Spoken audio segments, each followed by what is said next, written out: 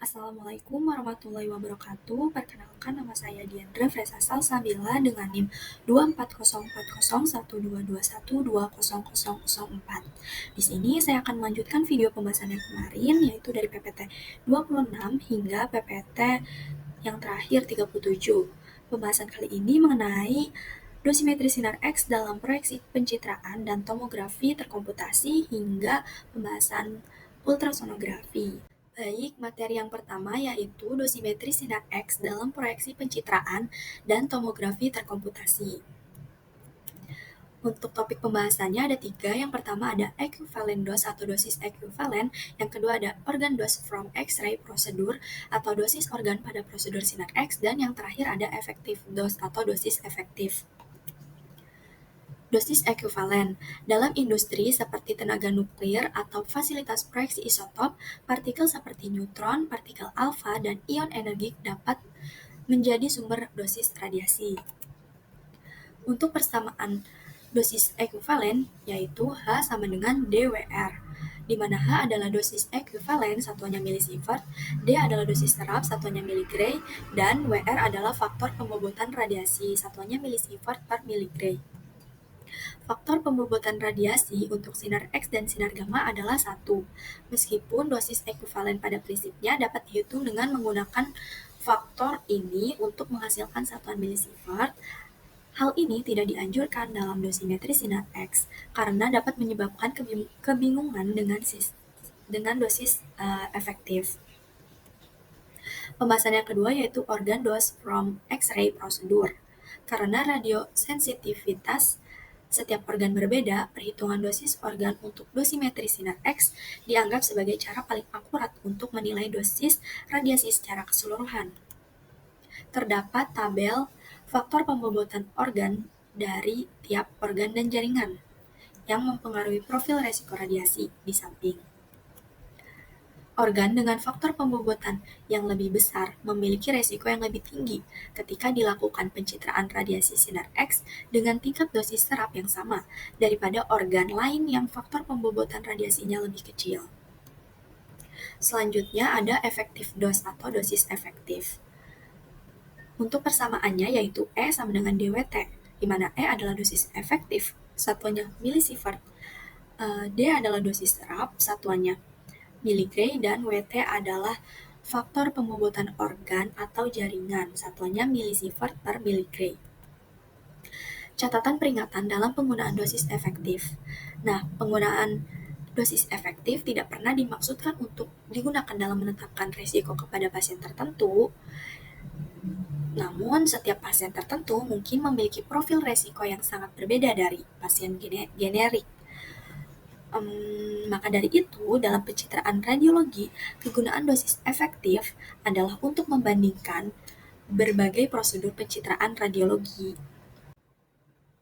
Materi selanjutnya yaitu X-ray dosimetry in projection imaging and computed tomography. Untuk topik pembahasannya, yang pertama ada absorbed dose in radiography and fluoroscopy, yang kedua ada CT dosimetry and organ dose, dan yang terakhir ada computation of radiation risk to the generic patient. Materi pembahasan yang pertama yaitu absorbed dose in radiography and fluoroscopy. Dosis yang diserap adalah jumlah energi radiasi yang terserap oleh jaringan pasien selama prosedur radiografi dan fluoroskopi.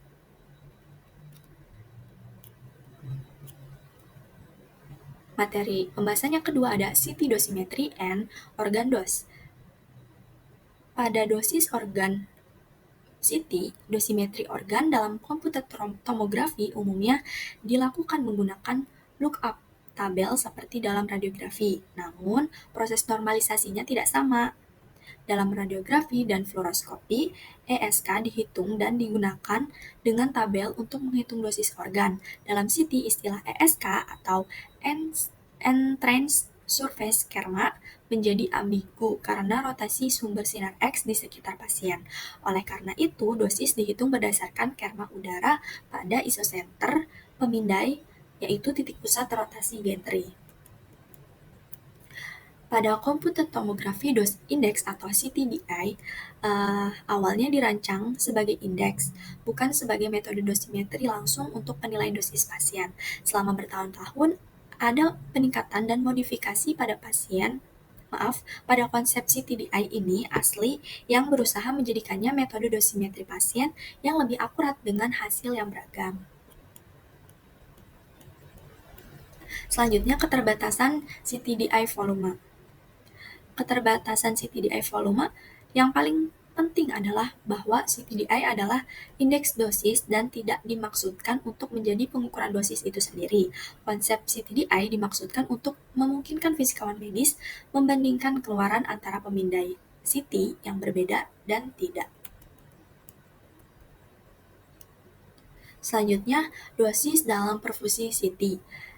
Studi perfusi CT digunakan untuk mengevaluasi fungsi pembuluh darah dalam organ, terutama otak.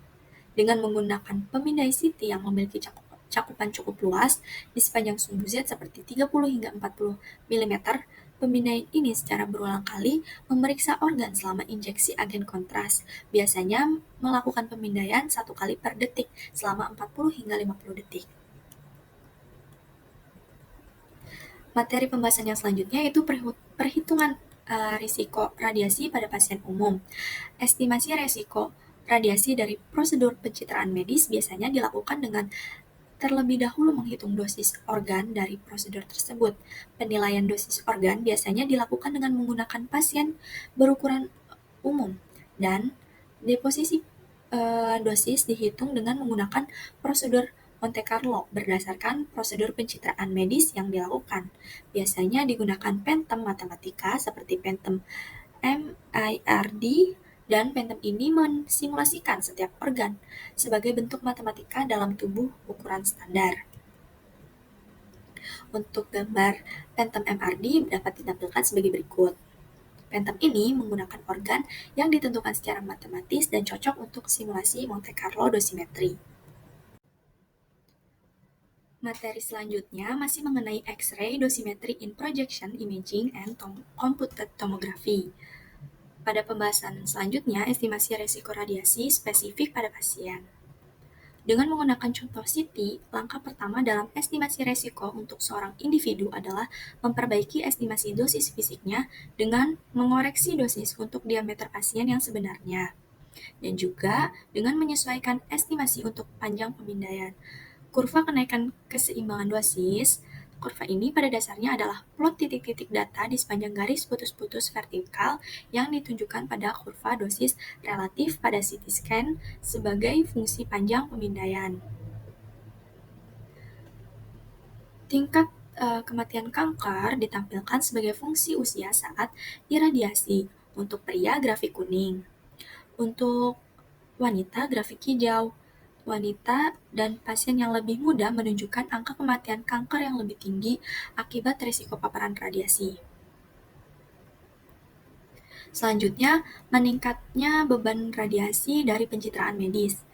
NCRP 160 baru-baru ini melaporkan bahwa dosis efektif rata-rata per orang akibat pencitraan medis di Amerika Serikat meningkat dari 0,53 milisievert pada tahun 1987 menjadi 3,0 milisievert pada tahun 2006.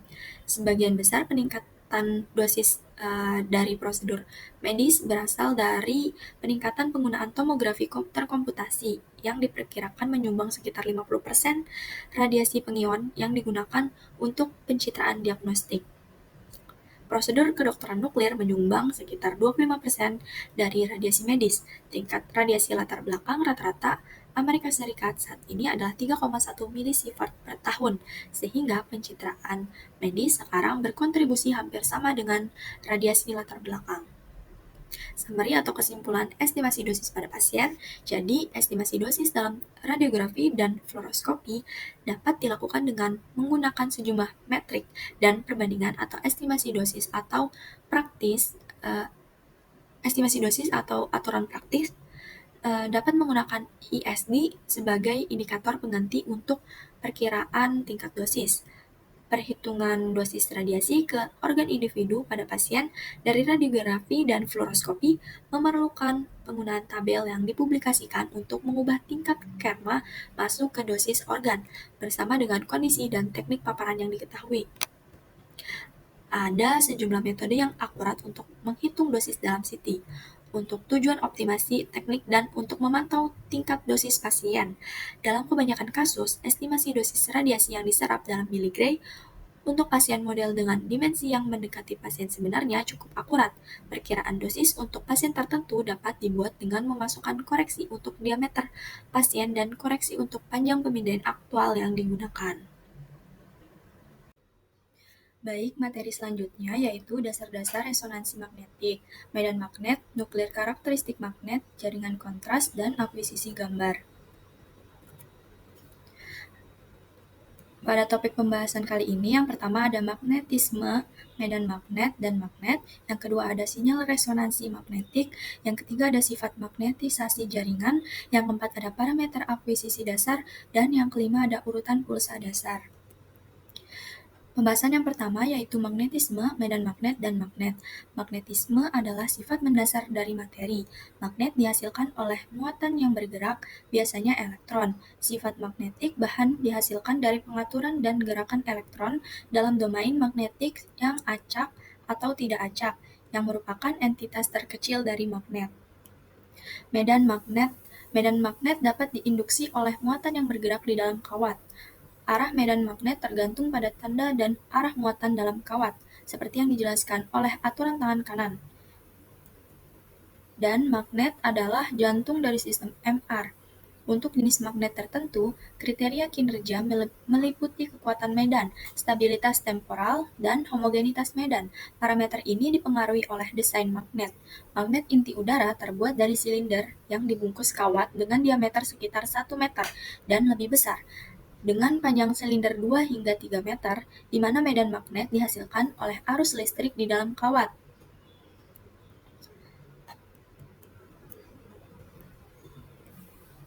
Selanjutnya, sistem MR. Sistem MR terdiri dari beberapa komponen, termasuk yang dijelaskan di atas, diatur oleh banyak prosesor dan subsistem kontrol.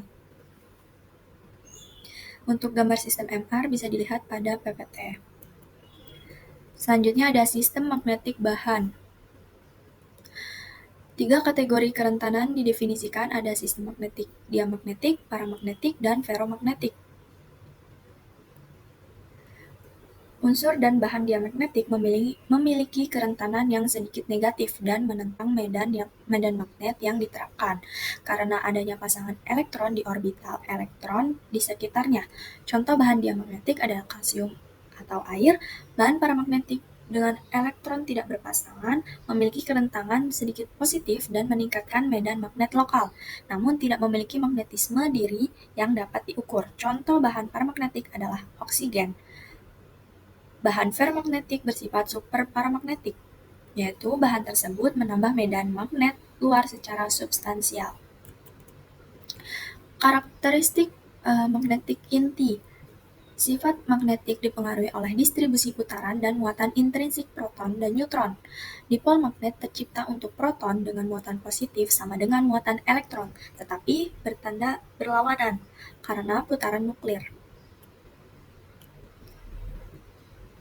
Ciri-ciri utama meliputi kekuatan momen magnet nuklir, konsentrasi fisiologis, dan kelimpahan isotop. Untuk karakteristik magnetik proton, proton yang berputar atau spin secara klasik dianggap sebagai magnet batang kecil dengan kutub utara dan selatan. Meskipun momen magnetik dari sebuah proton tidak dapat terdeteksi, sejumlah besar atom hidrogen yang tidak terikat dalam air dan lemak, yang tidak dibatasi oleh ikatan molekul dalam makromolekul kompleks di dalam jaringan, memiliki orientasi acak pada protonnya karena energi panas. Penyerapan dan emisi energi. Proton yang berpresesi dalam arah paralel dan antiparalel menghasilkan distribusi terkuantisasi dengan momen magnet bersifat sampel pada kesetimbangan sama dengan jumlah vektor momen magnet individu. Selanjutnya, orientasi geometri, kerangka acuan, dan vektor magnetisasi. Berdasarkan konvensi medan magnet yang diterapkan, B0 diarahkan sejajar dengan sumbu Z, sistem sumbu koordinat kartesius 3 dimensi dan tegak lurus terhadap sumbu X dan Y.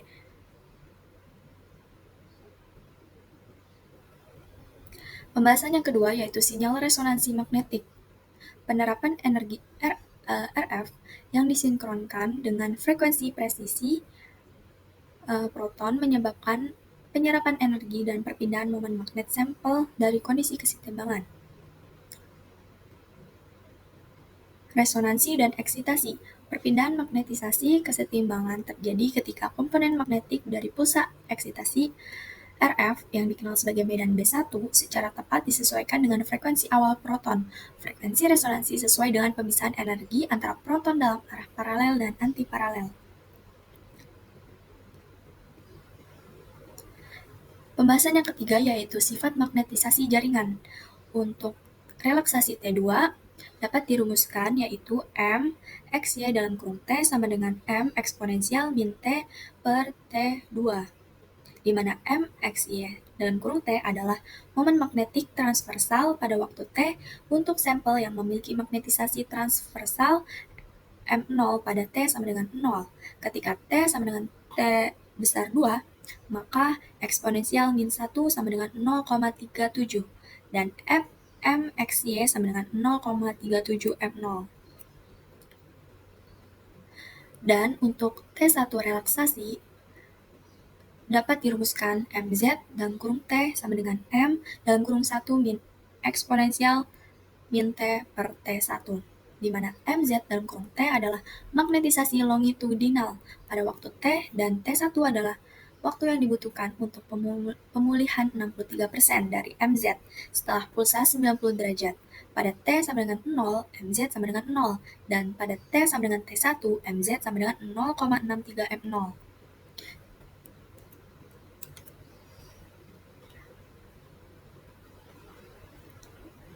Perbandingan T1 dan T2 bisa dilihat pada gambar.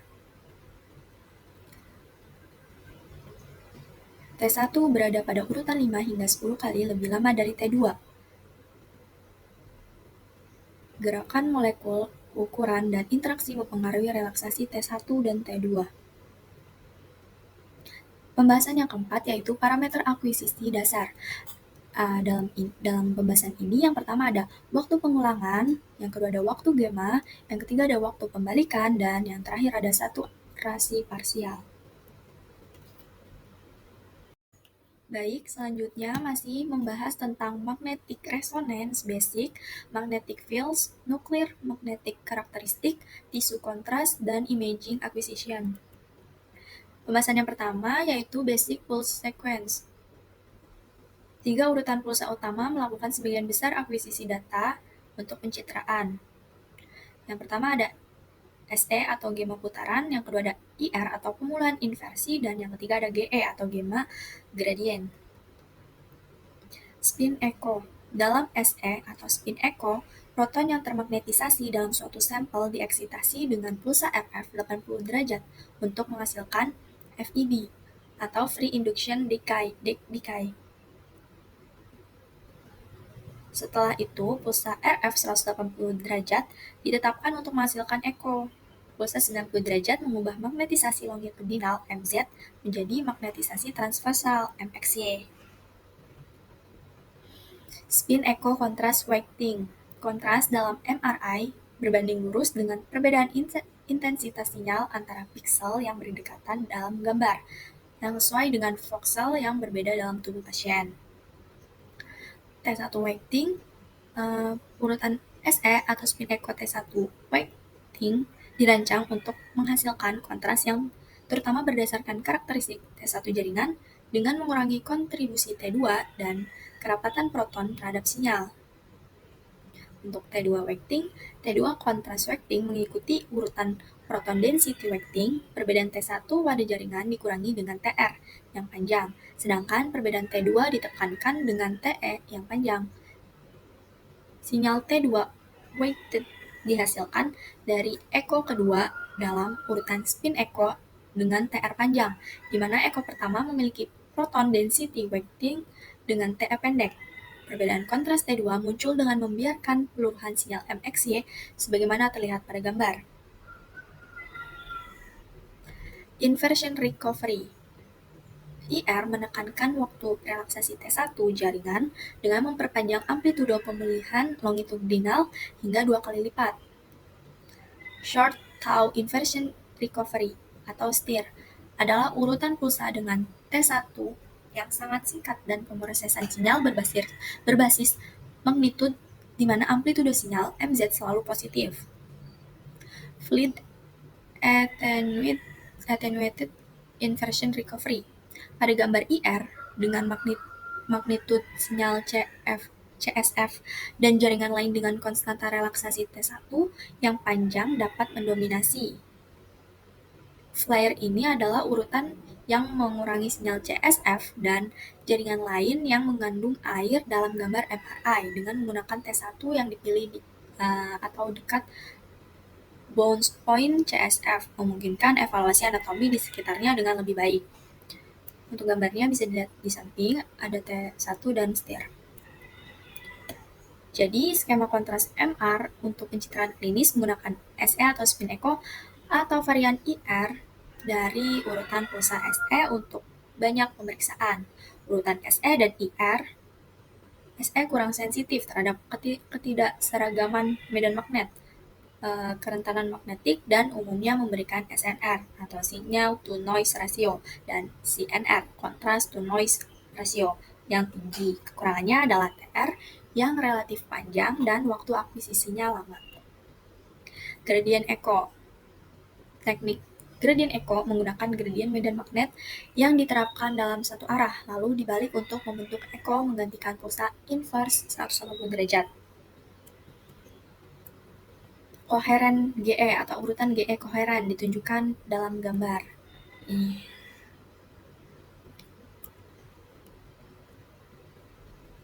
Teknik gradient echo spoiled yang incoherent. Teknik ini memiliki tantangan dalam mencapai pemuatan T1 terutama dengan akuisisi steady state TR yang sangat pendek. Pembahasan selanjutnya yaitu lokalisasi sinyal MR. Lokalisasi spasial sangat penting untuk menciptakan gambar MRI dan menentukan lokasi volume sampel diskrit untuk spektroskopi MR. Magnetic field gradient. Di dalam bor magnet, terdapat 3 set gradien yang terletak di sepanjang sumbu koordinat logis X, Y, dan Z, menghasilkan variasi medan magnet yang ditentukan oleh besarnya arus yang diterapkan pada masing-masing set coil.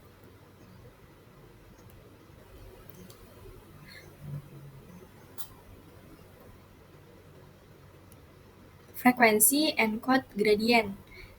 FEG ini juga dikenal sebagai gradien pembacaan diterapkan secara tegak lurus terhadap SSG sepanjang sumber X logis selama evolusi dan peluruhan echo yang diinduksi.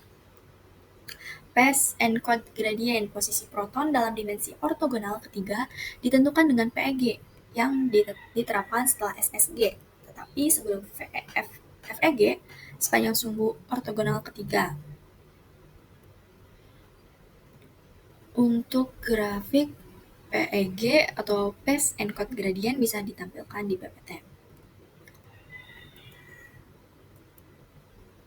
Jadi, bab ini membahas dasar-dasar resonansi magnetik, termasuk deskripsi paling sederhana tentang magnetisme, karakteristik magnetik unsur-unsur, dan magnetisasi sampel jaringan. Penting untuk menjelaskan konstanta peluruhan intrinsik T1, T2 aksen, dan kerapatan proton dalam kaitannya dengan struktur spesifik jaringan dan variasi dalam medan magnet lokal intrinsik dan ekstrinsik. Baik, pembahasan selanjutnya yaitu magnetic resonance imaging, metode akuisisi gambar canggih, artefak, spektroskopi, kontrol kualitas, penempatan bioefek, dan keamanan. Untuk topik pembahasannya, di sini ada 3. Yang pertama ada image acquisition time atau waktu akuisisi gambar. Yang kedua ada MR image, karakteristik atau karakteristik gambar MR. Dan yang ketiga ada signal from flow atau sinyal dari aliran. Pembahasan yang pertama yaitu image acquisition time, waktu akuisisi gambar. Waktu akuisisi dalam MRI ditentukan oleh banyak faktor seperti jenis sequence, jumlah langkah pengodean fase, dan jumlah eksitasi next yang digunakan untuk memperbaiki sinyal. Pertama, metode akuisisi multi-slice. Dalam metode multi-slice, beberapa irisan dalam volume jaringan diaktifkan secara selektif dan berurutan selama interval TR. Sintesis data. Pada pencitraan MRI, sintesis data dapat dilakukan dengan memanfaatkan simetri sinyal dan redundansi di ruang K. Dengan mengakuisisi setengah data ditambah satu baris, sisa data dapat diisi melalui pencerminan. Selanjutnya ada urutan pulsa cepat. Teknik fast spin echo atau FSE menggunakan pulsa RF pemfokusan ulang 180 derajat untuk mempercepat pengisian K-space, mempercepat waktu akuisisi gambar. Waktu gema efektif terjadi pada gema pertama yang menangkap sinyal pusat K-space, sementara gema berikutnya mengisi area tepi. Metode selanjutnya itu metode pengisian K-space lainnya. Pada metode pengisian K-space yang tidak berurutan dapat meningkatkan sinyal, kontras, dan mempercepat pemindaian. Pada pengisian sentris, K-space diisi dari tengah ketika sinyal gema mencapai amplitudo tertinggi. Cocok untuk teknik cepat seperti GE. Selanjutnya pencitraan paralel. Pencitraan paralel menggunakan beberapa kumparan RF untuk mengisi K-space secara bersamaan, memungkinkan akuisisi data yang lebih cepat. Akuisisi gambar transformasi Fourier 3 dimensi. Teknik fast spin echo menggunakan pulsa RF pemfokusan ulang 180 derajat untuk mempercepat pengisian K-space, mempercepat waktu akuisisi gambar. Pembahasan yang kedua ada karakteristik gambar MR. Yang pertama ada resolusi spasial dan sensitivitas kontras. Yang kedua ada signal to noise ratio atau SNR. Yang ketiga ada volume voxel. Yang keempat ada rata-rata sinyal. Yang kelima ada bandwidth RF. Yang keenam ada faktor kualitas kumparan RF. Yang ketujuh ada eksitasi silang. Dan yang kedelapan ada kekuatan medan magnet. Serta yang kesembilan ada algoritma akuisisi dan rekonstruksi gambar. Yang ke-10 ada kualitas gambar. Pembahasan selanjutnya yang ketiga ada sinyal dari aliran. Tampilan sinyal dari cairan yang bergerak seperti darah dipengaruhi oleh kecepatan aliran, pola aliran, laminar atau turbulen, dan parameter akuisisi. Teknik tertentu memungkinkan manipulasi sinyal aliran sehingga darah dapat ditampilkan dengan intensitas rendah, black blood, atau tinggi, bright blood pada gambar. Yang pertama ada peningkatan sinyal aliran atau MRI, magnetic resonance angiography. Fenomena peningkatan sinyal yang terjadi ketika proton mengalami dua puls 180 derajat berturut-turut. Teknik ini sering digunakan dalam pencitraan vaskular. Yang kedua ada time of flight atau TOF dan kontras fase pada MRI. Maaf, bukan MRI, MRA. Teknik TOF bekerja dengan menandai darah di satu area dan mendeteksinya di area lain untuk membedakan darah yang bergerak dari jaringan. Baik, materi selanjutnya masih tentang pencitraan resonansi magnetik. Yang pertama ada pembahasan pencitraan kontras perfusi dan difusi. Perfusi jaringan melalui lapisan kapiler memungkinkan pengiriman oksigen dan nutrisi ke sel dan pembuangan limbah, misalnya CO2 dari sel. Pengukuran perfusi konvensional didasarkan pada serapan dan pencucian pelacak radioaktif atau pelacak eksogen lainnya yang dapat dikuantifikasi dari urutan gambar dengan menggunakan peralatan pencitraan yang dikarakterisasi dengan baik dan prosedur kalibrasi. Selanjutnya ada MRI fungsional atau fMRI, didasarkan pada peningkatan aliran darah ke pembuluh darah lokal yang menyertai aktivitas saraf di area tertentu di otak, yang menghasilkan pengurangan deoksihemoglobin secara lokal karena peningkatan aliran darah terjadi tanpa peningkatan ekstraksi oksigen.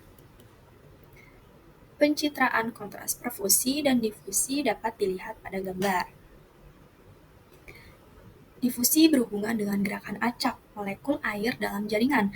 Interaksi struktur seluler lokal dengan pergerakan molekul air menghasilkan difusi anisotropik yang bergantung pada arah, misalnya dalam materi putih jaringan otak.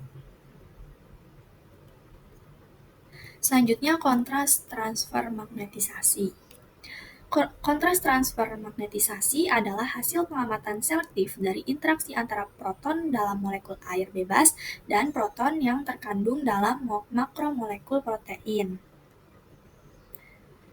Selanjutnya, kontras transfer magnetisasi.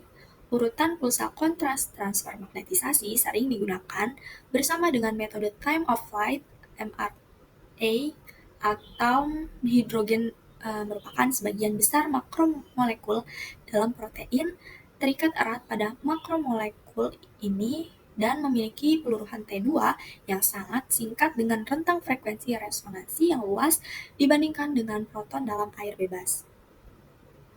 Artefak MR. Artefak bermanifestasi sebagai intensitas sinyal positif atau negatif yang tidak secara akurat merepresentasikan anatomi yang dicitrakan. Artefak yang bergantung pada mesin. Ketidakhomogenan medan magnet adalah gangguan medan global atau vokal yang menyebabkan ketidaksesuaian pemetaan jaringan di dalam gambar dan menyebabkan relaksasi T2 yang lebih cepat. Artefak kerentanan. Kerentanan magnetik adalah rasio magnetisasi internal yang diinduksi dalam jaringan terhadap medan magnet eksternal. Artefak bidang gradien. Gradien medan magnet secara spasial mengkodekan lokasi sinyal yang berasal dari proton yang tereksitasi di dalam volume yang sedang dicitrakan. Artefak bidang gradien. Proporsi anatomi dapat mensimulasikan kelainan, sehingga verifikasi dimensi piksel pada arah PEG dan FEG diperlukan. Jika kekuatan FEG dan kekuatan PEG terbesar berbeda, tinggi atau lebar piksel dapat menjadi tidak sesuai dan menghasilkan pengukuran yang tidak akurat. Artefak coil RF.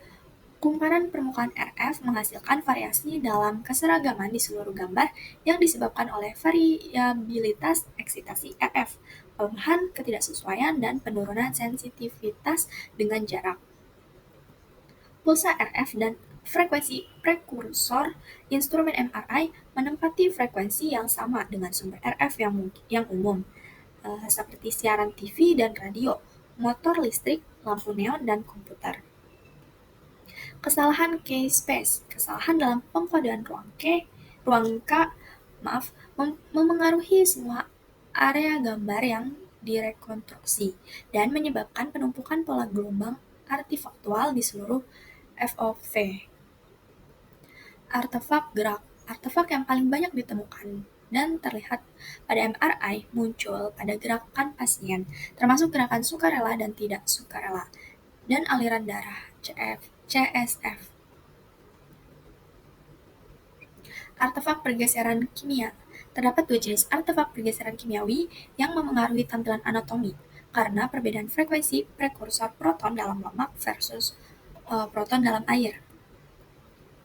Yang pertama ada artefak daring, juga dikenal sebagai fenomena Gibbs, terjadi di dekat batas tajam dan transisi kontras tinggi dalam gambar, dan muncul sebagai beberapa pita paralel dengan jarak teratur dari sinyal terang dan gelap yang bergantian yang secara perlahan-lahan memudar seiring jarak.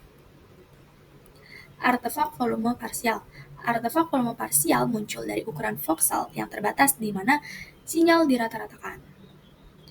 Magnetic Resonance Spectroscopy (MRS) adalah metode untuk mengukur kimia jaringan dengan merekam dan mengevaluasi sinyal dari metabolit dengan mengidentifikasi puncak metabolisme yang disebabkan oleh pergeseran frekuensi yang berkaitan dengan standar frekuensi. Selanjutnya masih membahas tentang magnetic resonance imaging. Untuk topik pembahasannya, yang pertama ada komponen tambahan, yang kedua ada penempatan magnet, kontrol kualitas, dan yang terakhir ada bioefek dan keamanan MR. Yang pertama, komponen pendukung dalam MRI. Komponen tambahan diperlukan untuk berfungsinya sistem MR dengan baik. Sistem MRI terdiri dari beberapa komponen vital yang bekerja bersama untuk menghasilkan gambar dengan kualitas tinggi dan konsistensi. Yang pertama ada kumparan SIM.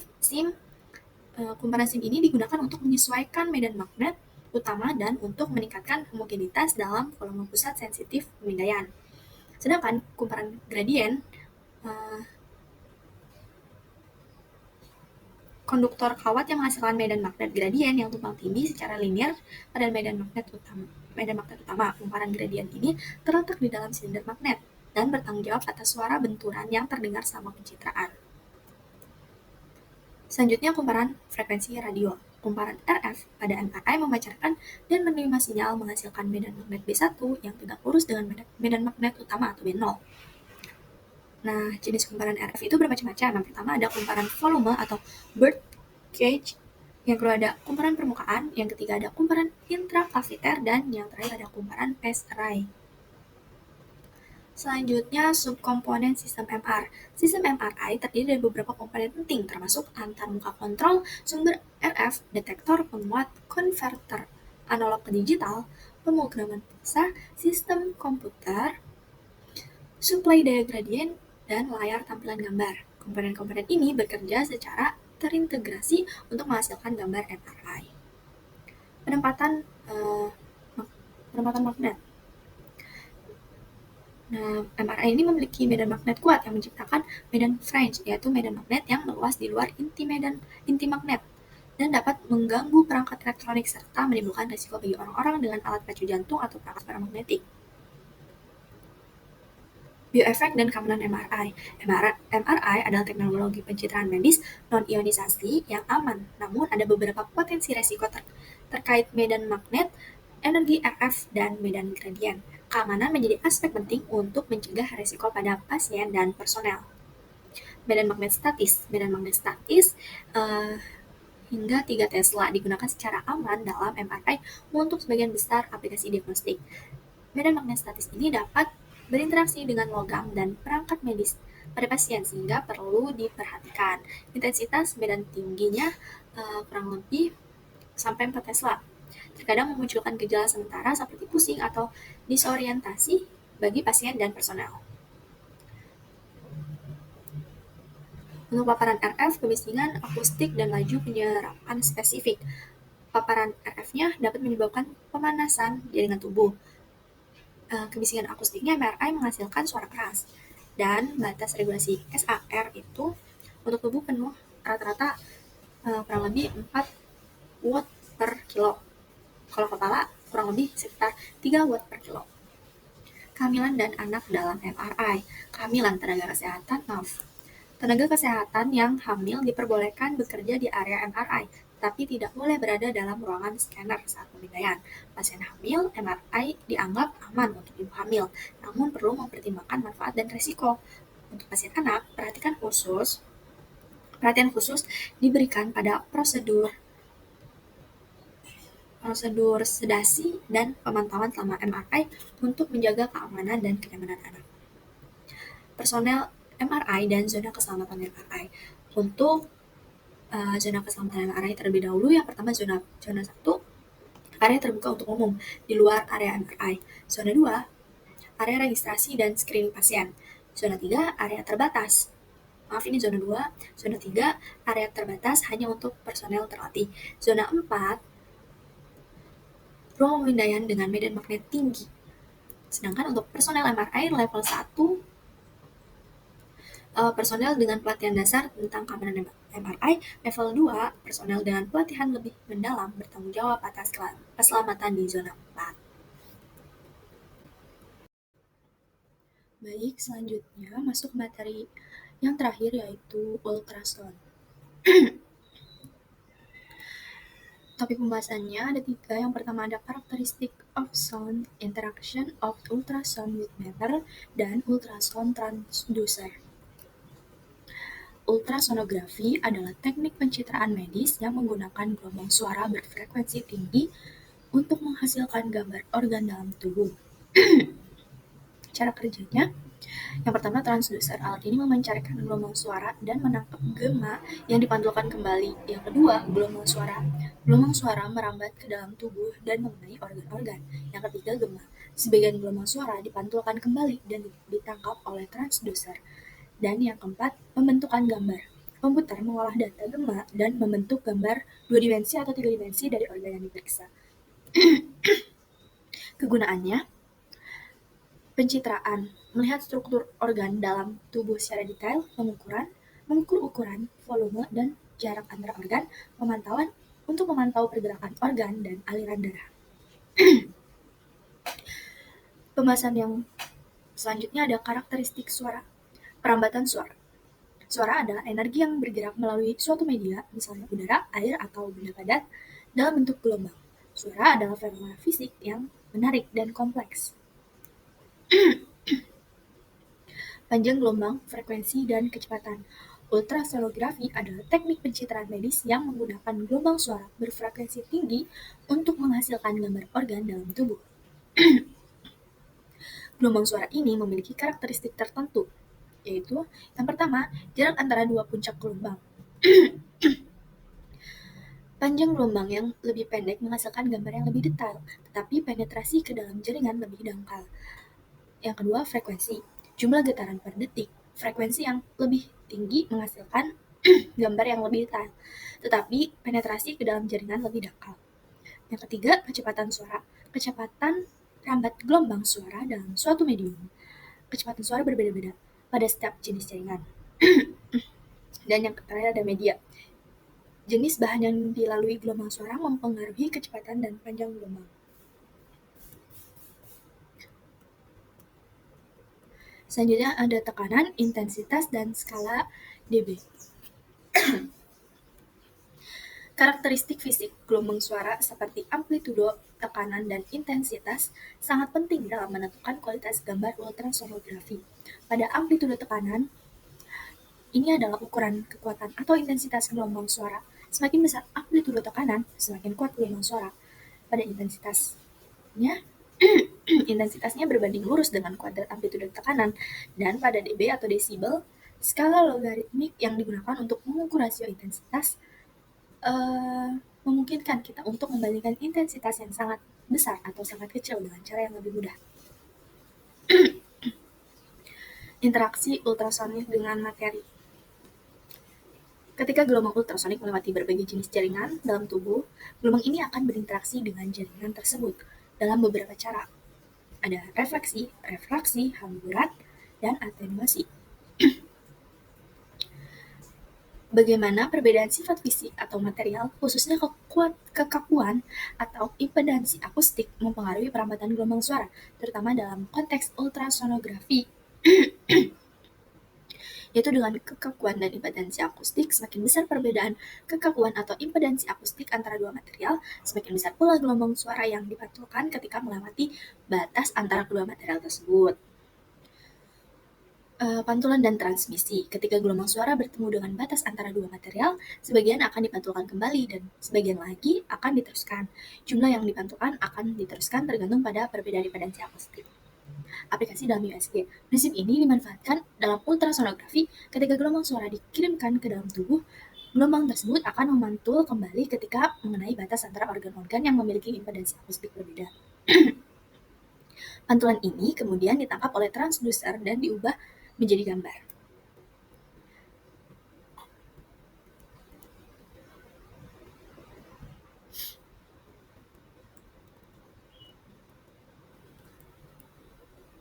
Selanjutnya, ultrasound transducer. Transducer ultrasonik berfungsi mengubah energi listrik menjadi energi mekanik dan sebaliknya menggunakan elemen keramik piezoelektrik.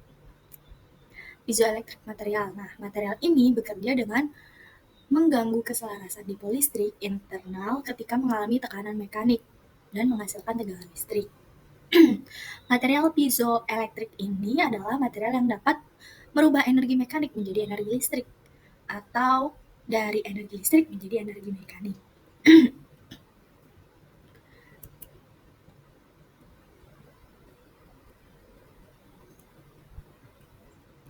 Nah, yang terakhir ada transducer ultrasonik micromesin kapasitif atau CMUT. CMUT adalah transducer ultrasonik berbasis silikon yang menggunakan prinsip transduksi elektrostatis dengan elektroda tetap dan bebas.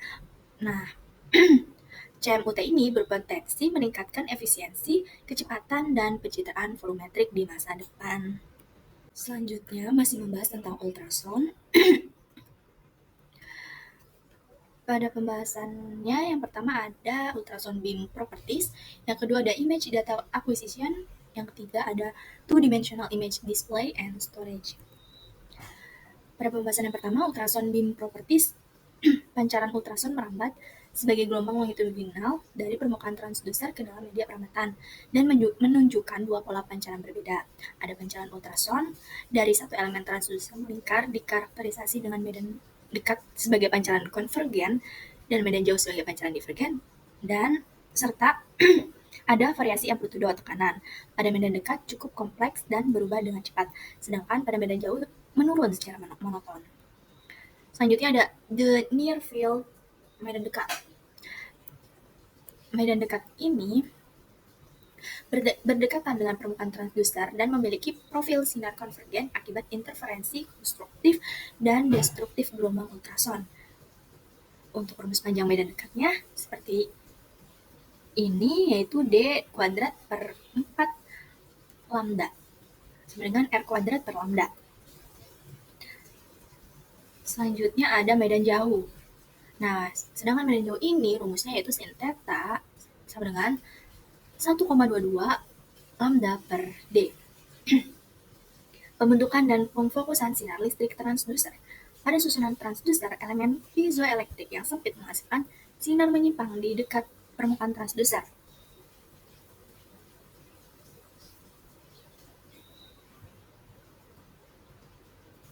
Selanjutnya ada lobus samping dan lobus kisi. Lobus samping adalah emisi ultrasound yang tidak diinginkan menyimpang dari pulsa utama akibat ekspansi dan kontraksi elemen transducer. Selanjutnya ada resolusi spasial. Dalam ultrasound, volume pulsa akustik merupakan faktor utama yang membatasi resolusi spasial dan visibilitas detail.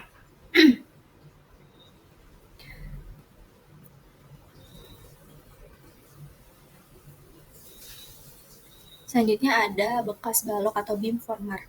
Beamformer bertanggung jawab untuk menghasilkan penundaan elektronik untuk elemen transducer dalam array, memungkinkan pemfokusan pengiriman dan penerimaan serta pengarahan sinar pada array bertahap. Selanjutnya ada pulsar. Pulsar atau pemancar menyediakan tegangan listrik untuk mengaktifkan elemen transducer piezoelektrik dan mengontrol daya pancar output melalui penyesuaian tegangan. Selanjutnya ada saklar transmisi atau penerimaan.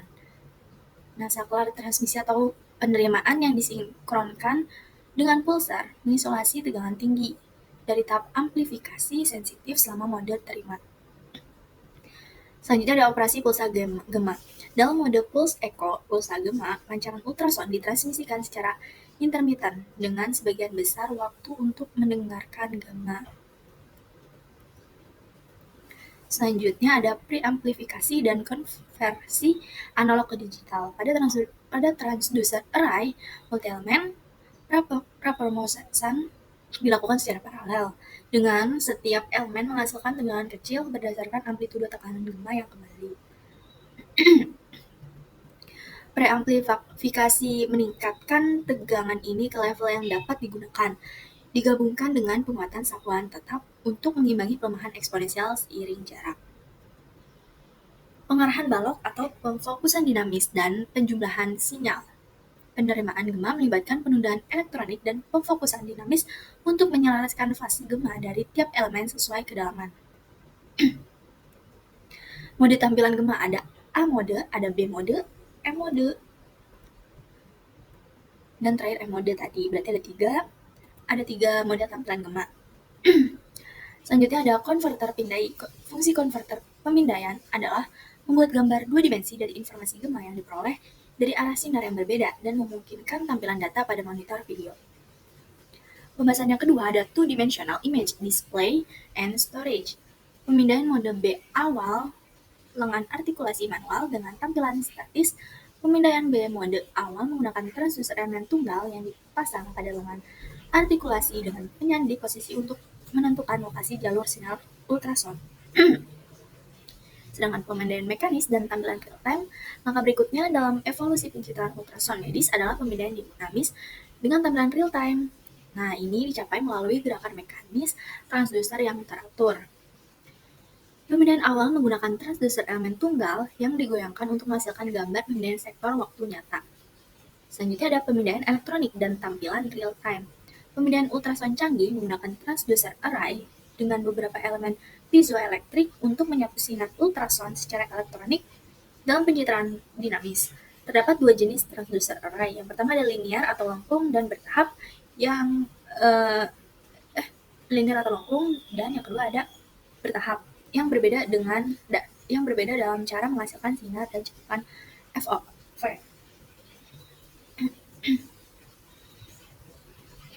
Selanjutnya ada pencitraan ultrasonografi real time, pertukaran kecepatan bingkai FOV, kedalaman, dan pengambilan sampel spasial. Kecepatan bingkai dipengaruhi oleh pemfokusan transmisi yang mengurangi kecepatan bingkai sebanding dengan jumlah zona fokus. Selanjutnya ada tampilan gambar, bisa dilihat pada PPT, gambar pemilihan sektor FOV besar di sebelah kiri dan gambar zoom ditulis yang sesuai sebelah kanan. Selanjutnya ada penyimpanan gambar. Gambar ultrasonografi umumnya memiliki resolusi 640 kali 480 atau 1512 kali 512 piksel. Dengan setiap piksel memiliki kedalaman 8 bit, memberikan hingga 256 tingkat abu-abu.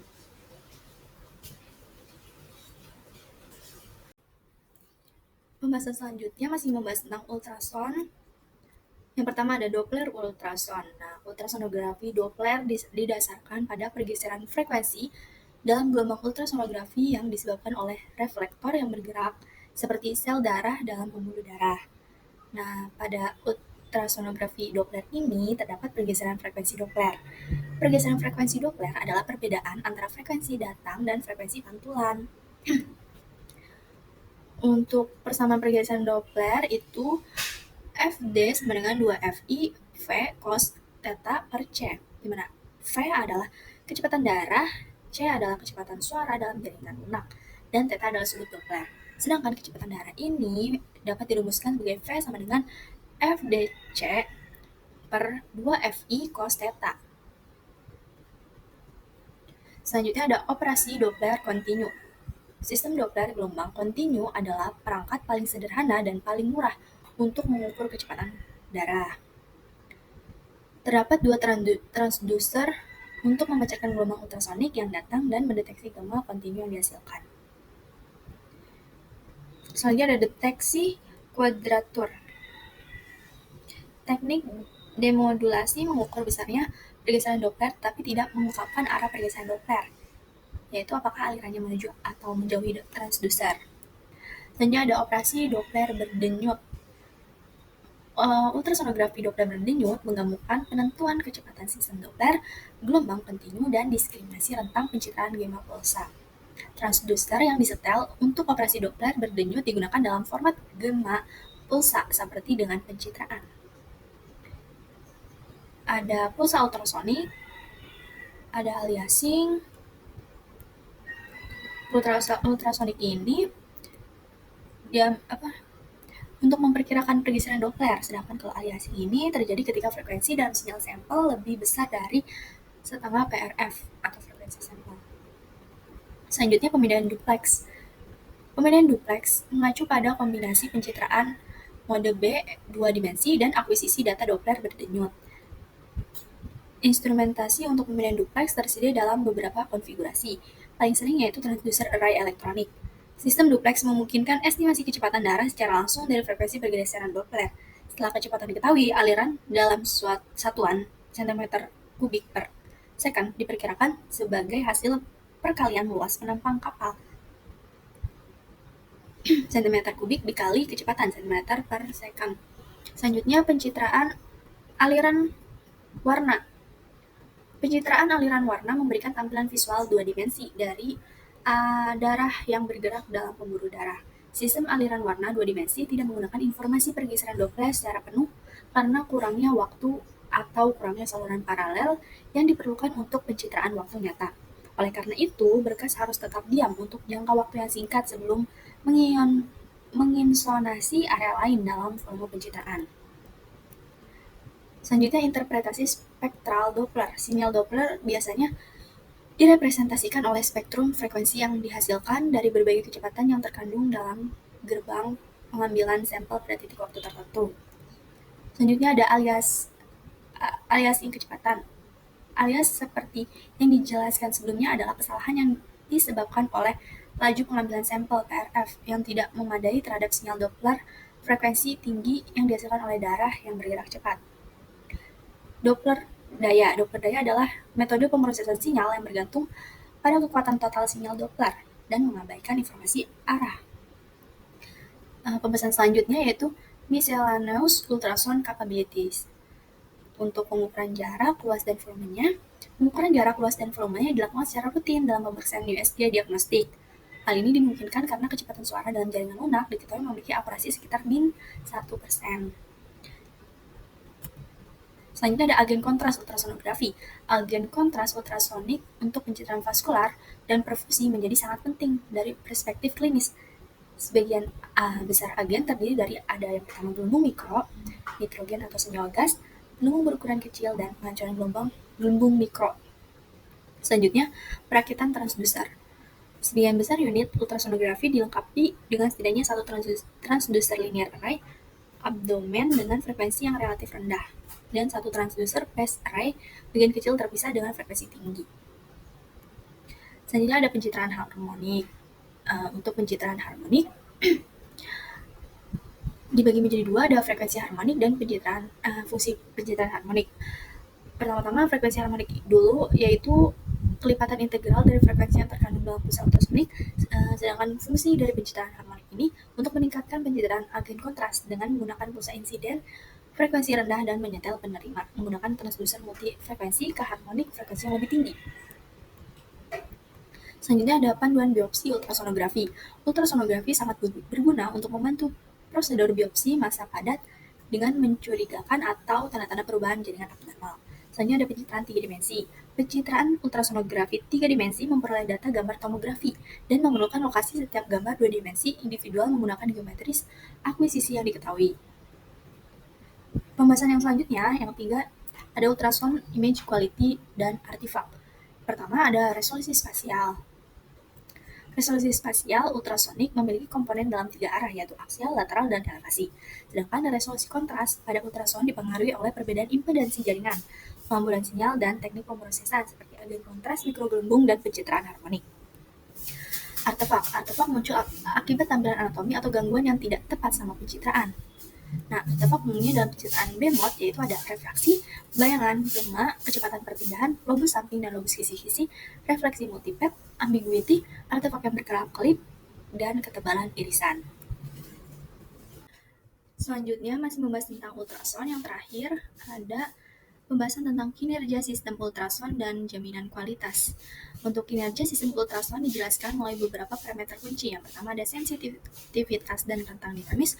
Yang kedua ada resolusi spasial dan sensitivitas kontras. Yang ketiga ada akurasi jarak. Yang keempat ada ketebalan zona mati. Dan yang kelima ada operasi TGC atau kontrol penguatan temporal. Selanjutnya, quality control pada ultrasound. Pengendalian kualitas kisi pada perangkat ultrasound dilakukan secara rutin oleh sonografer. Program kisi berkala diperlukan untuk menjaga kualitas gambar dan mendeteksi masalah sebelum terjadi kerusakan serius. Selanjutnya ada phantom generik. Evaluasi resolusi spasial dan kontras. Nah, fungsinya resolusi aksial diukur dengan kemampuan sistem untuk membedakan target kontras tinggi yang terpisah pada jarak 2 mm, 1 mm, 0,5 mm, dan 0,25 mm pada 3 kedalaman berbeda. Sedangkan resolusi lateral diperiksa dengan mengukur lebar target kontras tinggi pada kedalaman tertentu dan fokus pancaran. Untuk resolusi kontras diuji dengan objek skala abu-abu yang memiliki redaman lebih rendah dan lebih tinggi dibandingkan dengan gel phantom. Dan zona mati diukur dengan menilai kedalaman target kontras tinggi pertama yang masih terlihat dalam gambar pada kedalaman antara 0 hingga sekitar 1 cm dari permukaan transducer. Evaluasi resolusi elevasional dan efek volume parsial. Nah, pada komposisinya, modul ini berisi bola kecil dengan berdiameter 2 mm dan 4 mm yang disusun merata pada kedalamannya. Maaf, pada kedalaman yang berbeda. Fungsinya yaitu resolusi elevasional mengukur ketebalan irisan dan variasi ketebalan seiring dengan kedalaman, sedangkan efek volume parsial berfungsi mengidentifikasi bagaimana variasi ukuran bola dan ketebalan irisan mempengaruhi kemampuan sistem untuk memecah objek kecil pada berbagai kedalaman. Selanjutnya ada evaluasi keseragaman gambar dan kedalaman penetrasi. Fungsinya, keseragaman gambar ini menilai apakah sistem ultrasound menghasilkan gambar yang seragam di seluruh area penilaian, sedangkan kedalaman penetrasi untuk mengukur kedalaman maksimum yang dapat dicapai oleh sistem ultrasound dengan kualitas gambar yang baik. Pengukuran kinerja Doppler. Pengujiannya mencakup kedalaman penetrasi maksimum di mana bentuk gelombang aliran dapat terdeteksi, kesesuaian volume sampel dengan gambar B-mode duplex, akurasi pengukuran kecepatan, dan volume aliran. Pembahasan selanjutnya itu daya akustik dan bioefek dalam ultrasound. Daya adalah laju aliran energi. Intensitas akustik adalah ukuran dari laju aliran energi suara per satuan area. Sedangkan bioefek adalah efek yang ditimbulkan oleh energi ultrasound pada jaringan tubuh. Pada mode berdenyut atau pulse mode pada ultrasound, intensitas akustik tidak bersifat konstan, melainkan berubah seiring waktu. Berikut nama-nama dari beberapa intensitas pada ultrasound. Yang pertama ada ITP atau temporal peak, yang kedua ada ITA atau temporal average, yang ketiga ada IPA atau pulse average, yang keempat ada ISP atau spatial peak, dan yang kelima ada ISA atau spatial average. Pengukuran intensitas pada ultrasound berdenyut. Nah, ISATA atau Spatial Average Temporal Average Intensity adalah ukuran yang umum digunakan untuk mengukur daya akustik rata-rata dalam sinar ultrasound. Selanjutnya indeks thermal. TI adalah rasio daya yang dihasilkan oleh transducer ultrasound terhadap daya yang diperlukan untuk meningkatkan suhu jaringan sebesar 1 derajat Celcius.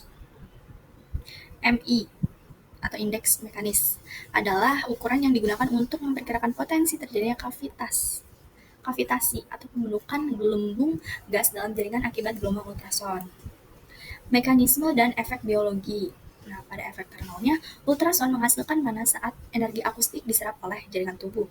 Pemanasan jaringan yang terjadi biasanya terjadi di bawah suhu yang dianggap berpotensi merusak. Misalnya peningkatan suhu hingga 1 derajat hingga 2 derajat Celcius. Efek mekanisnya, kavitasi adalah fenomena yang terjadi ketika gelombang ultrasound menciptakan tekanan rendah yang cukup untuk membentuk gelembung gas dalam jaringan. Pada intensitas tinggi, kavitasi transien dapat terjadi di mana gelembung gas berpotensi menghasilkan kerusakan lebih besar, seperti kerusakan pada molekul biologis penting seperti DNA. Nah, untuk kesimpulannya, ultrasonografi adalah alat diagnostik yang efektif dan aman jika digunakan dengan hati-hati dan sesuai standar. Operator ultrasound harus memiliki pengetahuan fisika yang baik untuk menghasilkan gambar berkualitas dan menghindari potensi bioefek yang berbahaya, serta penggunaan ultrasound sebaiknya mematuhi prinsip ALARA untuk mengurangi resiko paparan daya yang tidak perlu, sambil memastikan hasil diagnosis yang maksimal. Alhamdulillah, akhirnya selesai proyek video radiologi. Mohon maaf apabila ada kesalahan kata maupun perbuatan, dan maaf apabila dalam penyampaian pembahasannya masih kurang jelas. Terima kasih. Wassalamualaikum warahmatullahi wabarakatuh.